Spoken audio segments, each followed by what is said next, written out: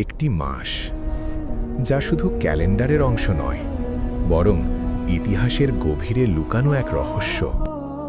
এটি ক্ষুধার গল্প নয়, এটি আত্মার পরিশুদ্ধির ইতিহাস। মানবজাতির সূচনা থেকেই ইবাদতের এক পথ ছিল আত্মসংযম। আদম আলাইহিসসালাম থেকে শুরু, রোজা ছিল আল্লাহর নৈকট্য লাভের মাধ্যম।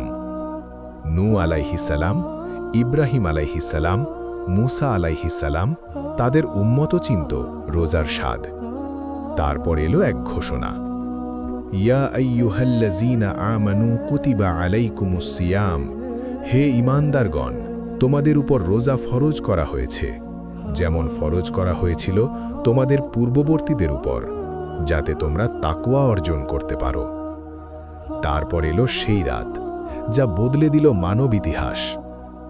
নীরব হেরা গুহায় নাজিল হল আলোর বাণী, ইন্না আনজালনাহু ফি লাইলাতিল কদর, নিশ্চয়ই আমি এটি নাজিল করেছি কদরের রাতে। রমজান, যে মাসে নাজিল হয়েছে আল কুরআন। উম্মতে মুহাম্মদ সাল্লাল্লাহু আলাইহি ওয়াসাল্লামের জন্য রোজা পেল পূর্ণতা। এটি শুধু না খাওয়া নয়, এটি তাকওয়ার প্রশিক্ষণ। এটি শুধু ক্ষুধা নয়, এটি ধৈর্যের বিদ্যালয়।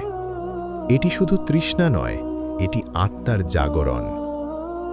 রমজানের প্রভাতে বদর সংগঠিত হয়, ইতিহাস সাক্ষী থাকে ত্যাগের। এই মাসের রহমত নাজিল হয়, মাগফিরাতের দরজা খুলে যায়, দোয়া পৌঁছে যায় আরশে।